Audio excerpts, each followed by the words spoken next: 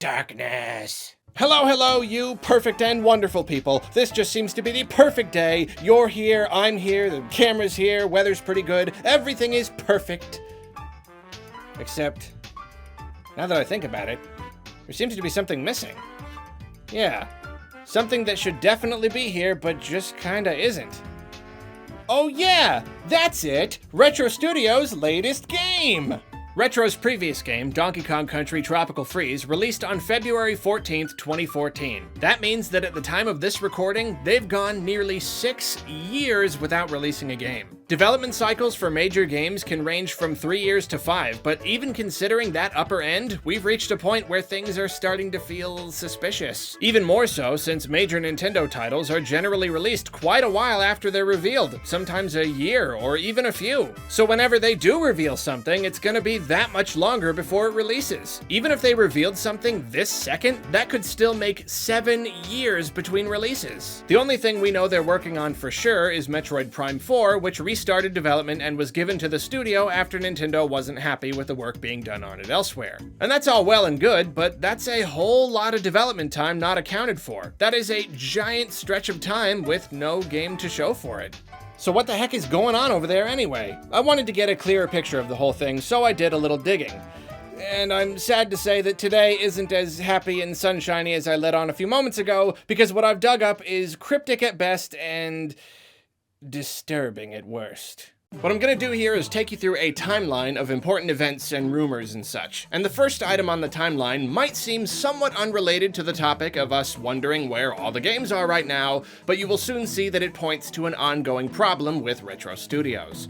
In April 2008, shortly after the launch of Metroid Prime 3, it was reported that a large number of Retro Studios employees left the company, and not amicably by the sound of it. Shack News reported on this, and they seem to be the primary source of the report, so naturally, I'm going to take it with a grain of salt. If true, however, it could mean that moving from Metroid to DK, the studio underwent some big staffing changes and was experiencing some internal issues. Yucky stuff was going on at Retro that made those people want to leave. Fortunately for us, despite those alleged issues, they were able to turn out Donkey Kong Country Returns, a triumphant revitalization of the DKC series and one of the finest 2D platformers you're likely to find on a video game system. However, there's a good chance that behind the scenes, the unpleasantness continued. In 2012, a rumor arose that things at Retro were getting messy. Once again, this all came from one single source, which calls its credibility into question, especially seeing as that source has had a very spotty track record. But also, once again, it's made all the more plausible because of how it ties in with the other rumors and reports we're about to go over.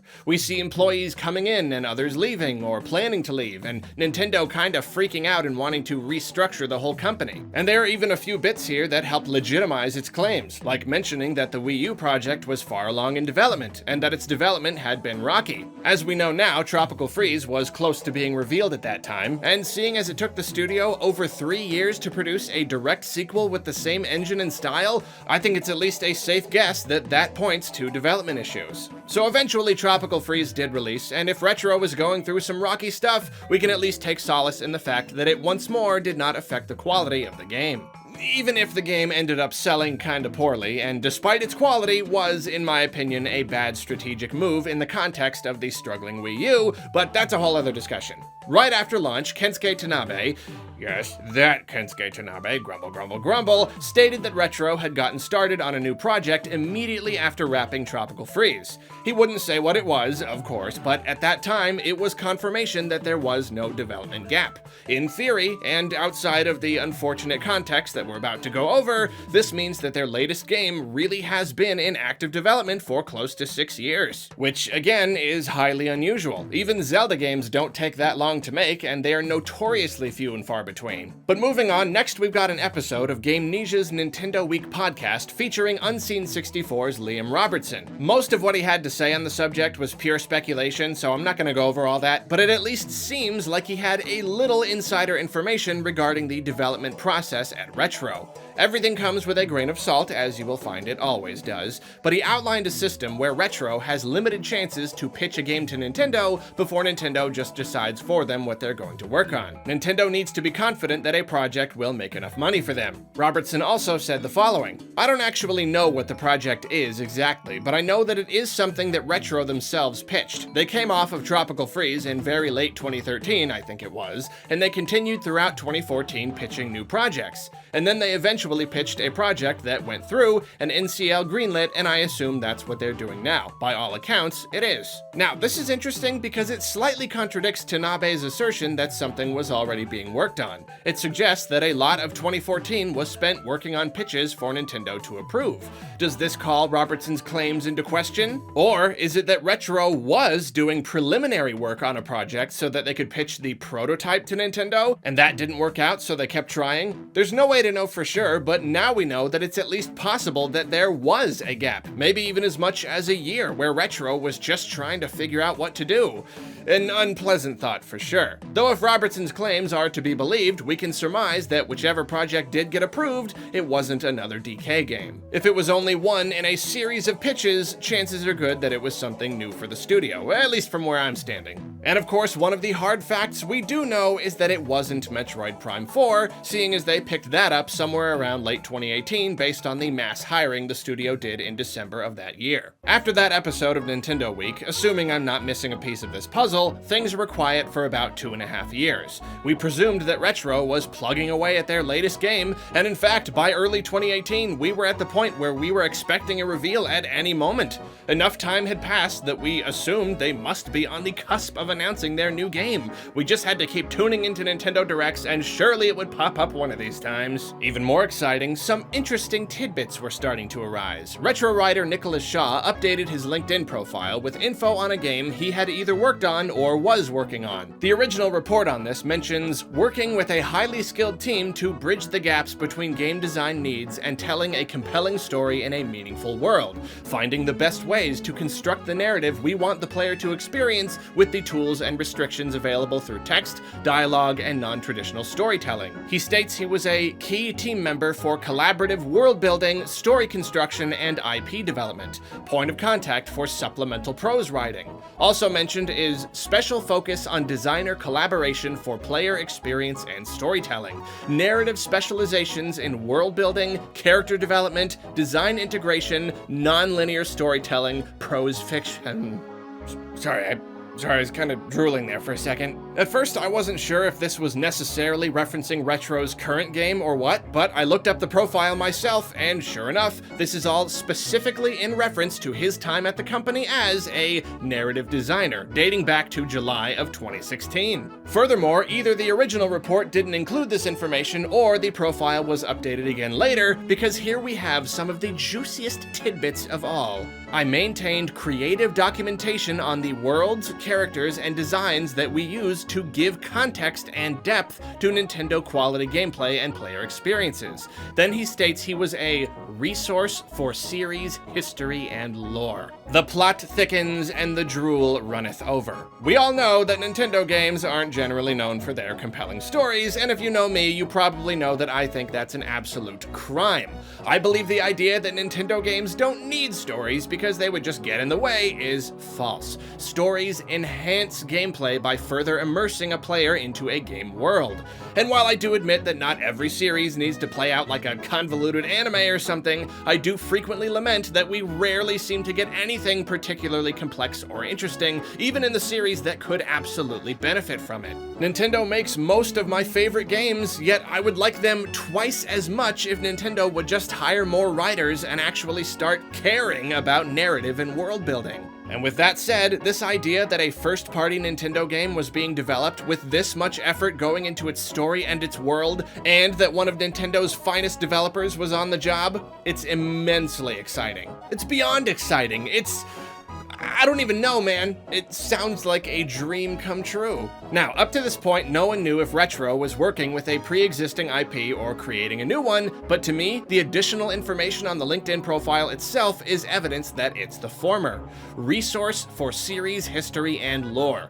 Not game world history and lore, but series history and lore. To me, this means that he's talking about working on a series that already exists, and referencing its world and story to give context and depth. I know a lot of people have been hoping for Retro to create a new IP, but them taking an old series and actually fleshing out its world with character development and non-linear storytelling and all that, too many Nintendo IPs have been neglected when it comes to story, so this sounds like a golden opportunity to take something Nintendo made and bring it up to its full potential. This should all be considered good news, but once again, in the overall context of this situation, it's more depressing than anything. But we'll come back to this in a bit. Only a few months after people noticed the LinkedIn profile, a rumor started making the rounds. According to this rumor, Retro's new game had a working title of Star Fox Grand Prix.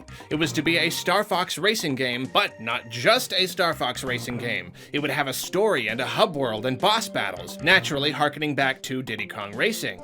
Initially, this rumor sounded too weird to be true, and wacky rumors like that seem to pop up all the time before being forgotten forever because there's simply no truth to them. But this one was different. Just the previous year, there had been rumors of a crossover between Mario and Ubisoft's Rabbids. This, of course, was absurd and obviously fake. Only multiple sources corroborated this rumor. People from all over the industry chimed in to say that they'd heard of the game too. And of course, it wasn't long before Ubisoft officially revealed Mario & Rabbids Kingdom Battle. Well, Star Fox Grand Prix rumors were very similar. Sources unrelated to each other claimed that the game existed, even going so far as to reference the same gameplay specifics. I honestly don't know where this information was coming from, especially considering Nintendo's first-party games are usually closely guarded secrets before they're revealed, and technically, this could have all been coming from the same singular source of incorrect information. Later that year, Ubisoft would announce that Star Fox would be a guest character in their open-world sci-fi game Starlink Battle for Atlas, and in 2019, they would even release DLC where the Star Fox characters can race each other. Is there a chance that someone took some footage of this racing mode and used it to convince people that a Star Fox racing game was in the cards? Or did someone perhaps peep it by mistake and come to that incorrect conclusion on their own? I have no idea what Ubisoft's development timeline for the game and its DLC looked like, so I can't say for sure. All I know is that for a while there, the rumors about Star Fox Grand Prix were very strong, and it felt like just about everyone was convinced that the game was real. As a personal aside, I'm not a big fan of racing games, though a big adventure mode with a cool story is absolutely the kind of thing I'd like to experience if I am going to play one. It's exactly the sort of ambition I feel a lot of Nintendo series sorely need. And really, the most interesting thing here is what we learned about in that LinkedIn profile. All that meant that there was a good chance Star Fox was getting the full story treatment. This wouldn't just be some silly little throwaway story like in Mario Tennis Aces. This was Retro Studios throwing everything they had at Star Fox to flesh out its world and deliver an awesome narrative experience. And seeing as Nintendo has no idea what to do with Star Fox and just keeps rebooting it whenever they run out of ideas, this was a very exciting idea indeed. However, around the time of these rumors, some less pleasant rumors were going around as well, once again corroborated by multiple sources. It sounded like Retro had actually been working on 2 games simultaneously. An intriguing thought on its own, but according to the rumors, this mysterious other game had gone through a rocky development and had been cancelled. Both Retro and Nintendo struggled with it and became frustrated, so someone made the call to can it. And this leads me to ask 2 questions. 1, which game did the LinkedIn profile reference when talking about all that delicious story stuff? I'm inclined to believe it was the Star Fox game because of the mentions of working with a series, though of course I could be wrong. I don't have all the information, and the other game could have been part of a different pre-existing series. The other question, though, is if this whole 2 games, 1 Star Fox, 1 canceled thing is true, was it really the latter game that was canceled, or was it Star Fox? No one seemed to be sure which it was, and they were leaning toward it being the other game, but it's always important to remember that nothing was certain. Unfortunately, if all these reports of troubled developments and internal struggles have painted something of an unnerving picture, here's where things get even worse. Despite the Star Fox Grand Prix rumor being very strong, here I am near the end of 2019, and as I record this, the game has yet to be revealed, no further rumors have surfaced, and now we have confirmation that the studio is working on Metroid Prime 4. Metroid is obviously a very large project, and the sort that I could easily see taking 100% of Retro's development resources. Technically, Star Fox Grand Prix could still be real and still be on the horizon somewhere, just waiting to be officially revealed, but the more time passes, the less likely this seems. But here's a bigger problem, and it's a tale as old as time by this point. Let's look back at that LinkedIn profile real quick.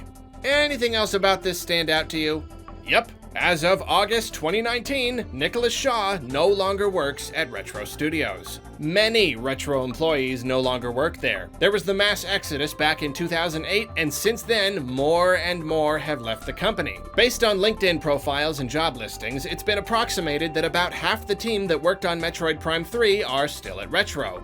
That doesn't seem too bad until you realize that that includes almost none of the major designers. Most notably, Mark Piscini was lead designer for all 3 Prime games, and he was one of the ones who left in 2008. He formed Armature Studio along with a number of other Retro employees. Even on top of just making me nervous about Metroid Prime 4, considering it's being made by a new team of creative leads, this all suggests that Retro is a very troubled company. Apparently things were bad enough even during the Metroid years that once the trilogy was completed, a bunch of people immediately left. Then over the last decade, despite the studio turning out 2 stellar DK games, murmurings of these struggles and employees quitting have been very regular. It's tempting to stay positive and imagine that maybe the tough times are finally behind them, but Shaw just left. And judging by his profile, it wasn't to move to another company. He immediately started looking for work.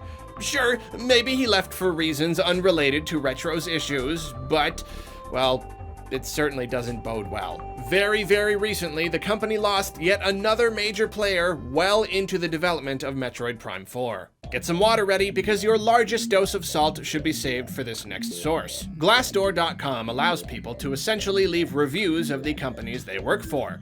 Some people insist that you need to be properly verified to post here, though there are some reviews that suggest otherwise. I don't know if it's actually a valuable source, but I've seen it brought up a good number of times, so I figure it's worth discussing. There are at least a few reviews that seem credible, though for the millionth time I will say that none of this is proof of anything, but it certainly fits the narrative as we currently know it. Starting with the most recent, we have an employee who didn't work at Retro for very long before leaving a good review. A sign that things actually have changed for the better at the company, or maybe just someone who wasn't yet affected by the company's issues, or someone who's lying and has never worked there. Who knows? Moving on, we have one that mentions a number of canceled projects and cites poor management. Poor communication, unclear direction, passive-aggressive leadership. This person mentions Star Fox Grand Prix directly and says it was canceled in September 2018. I've seen people quote this review directly as evidence that Star Fox Grand Prix was canceled, though all these specifics do make me wonder if we can trust it. On the one hand, why would someone feel compelled to make up a bunch of stuff about working at Retro? On the other, there's no doubt that everyone there has to sign a non-disclosure agreement. You can't go online and start telling everyone specifics like this just because you don't work there anymore. You're likely to get sued.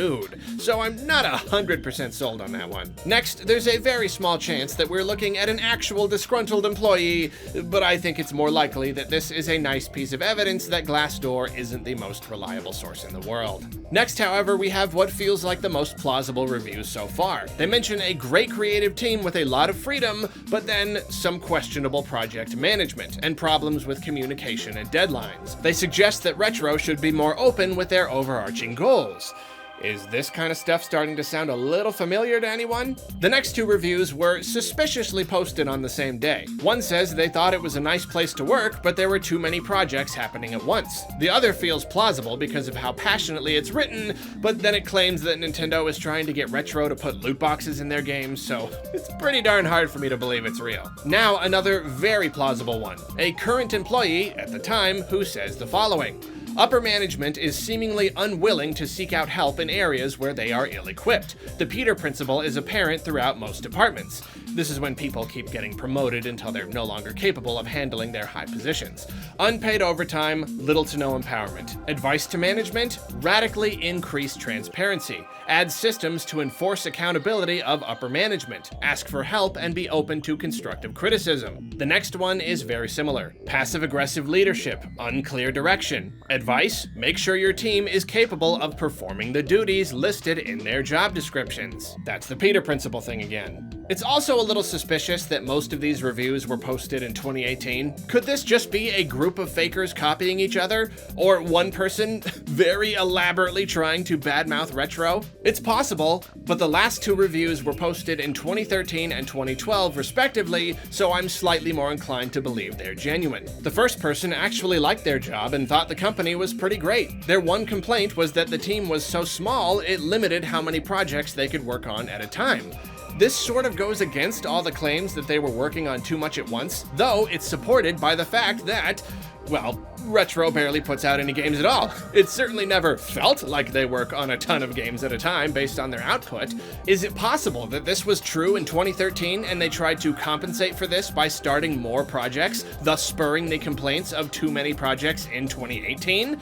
I don't know, but that's certainly plausible. 2012, a year before this review went out, was when Nintendo allegedly tried to restructure the company. Maybe that was when they started working on multiple projects to speed up their output. I mean, it fits the timeline at least. The last review was posted in 2012, and being the first one with no other reviews to potentially copy, I'm inclined to trust it the most. Here we've got a dissatisfied employee who says the following. Retro is a shadow of its former self. The company made terrible decisions after the Metroid Prime games. It used to have some of the best talent in the industry, and it still has a lot of good artists, but it lost almost all of its top-tier engineering and design talent after Metroid Prime 3 while bringing on a lot of people who never should have been hired. It didn't value its talent highly enough, and now it's paying the price, and the management doesn't know how to rebuild a team half as good as what it used to have.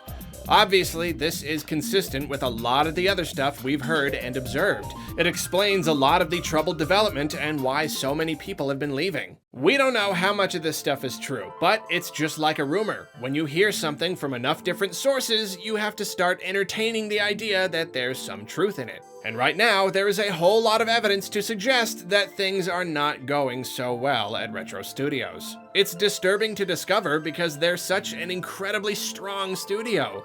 Sure, their output hasn't been the fastest, but the few games they've put out in the last 2 decades have been phenomenal. They took Metroid and were like, all right, this is 3D now. Let's modernize it and revolutionize passive storytelling while we're at it. Then they took DK and were like, let's keep it 2D, but how about we make it like the best 2D series ever? It feels like they can do no wrong. Everything they touch turns to gold. But, well, frankly, I'm worried about them. I'm worried that their perfect run might end. And even if they've made some great games, it's very sad to think of how many more great games they could have made by now if they had better management and a better workflow. Worst of all, though, if they've been giving Nintendo this much grief for this many years, well, I think you know what my biggest fear is. And naturally, that leads us back around to the original question. What the heck is going on at Retro Studios? But more specifically, what's going on right now? Even if one or more projects were canceled, do they still have a different non-Metroid one coming? If so, is it Star Fox Grand Prix or something else? Is it far along in development, or did they drop every project they had in the pipeline, throwing away years of potential development time to start all over again and focus solely on Metroid Prime 4? This is a disturbing thought indeed. It's hard enough to wait several years for a game from a great studio, but to wait several years, get literally nothing, then have to wait several more years for a game after they start at zero? That's rough. That's real rough. That's like a decade with no Retro Studios game. They did go on a hiring spree for some key positions on Metroid Prime 4 though, so maybe that's a sign that they expanded the studio so they could take on Metroid while still working on a previous project. Though, when you look at the dates, that hiring spree came only a few months after all the rumors of a canceled project started bubbling up. That might mean that they went right from canceling a big game or two to working on a new one with little time in between, and that was why they were available to work on Metroid in the first place. It might mean that, or it might not. Though, hey, you want one more little tidbit just to muddy this whole thing up even further and make you rack your brain even harder trying to figure out what's going on? Nicholas Shaw's LinkedIn profile links to his website, which also acts as something of a resume. On the page showcasing his talents as a writer, we can find the following. For the upcoming Metroid Prime 4, I served as lore keeper for the Metroid universe, characters, and storyline while using that info to help build the world and flow that this next entry in the series would take place in. Does that sound familiar? Because to me, it sounds an awful lot like the description of his job as narrative designer between 2016 and 2019. Was this a position that he could have held on multiple titles, Star Fox and Metroid? And Metroid is the only one on this page because it's the only one he's allowed to show concrete evidence of? Or did the position only refer to Metroid? But that can't be. We're pretty confident that Metroid Prime 4's development was only given to Retro in late 2018. But there have been rumors that Retro won the project with a pitch they gave Nintendo. Maybe this pitch was something the company had worked on for a number of years, but Nintendo kept turning them down. Just because it's not a greenlit project, that doesn't mean people aren't doing official work on it that they can put on their resumes and such. But would Nintendo allow them to spend that much time developing pitches and gathering series lore? That doesn't sound super likely. But if so, maybe Star Fox was never going to get the big story treatment. Or maybe Grand Prix never existed at all. I don't know, but I do know one thing. Oh, I've got a headache. And I'm kind of sad and worried about Metroid and Retro and lots of stuff. But hey, anything could happen, and Retro hasn't given us a bad game yet, and Metroid Prime 4 is still happening at all, so I'm still pretty stoked about that. But hey, as always, let me know what you think. Do all these rumors and reports and such sound credible to you? Do you think Star Fox Grand Prix was a thing? Is it still coming, or is something else coming, or is nothing coming at all except Metroid? One more thing. Hey you guys, if any of you guys work at Retro Studios, would you mind telling me what the heck is going on? Or giving me like one tiny little clue at least? I promise I will not tell. I certainly won't tell any of my hundreds of thousands of fans. So, call me.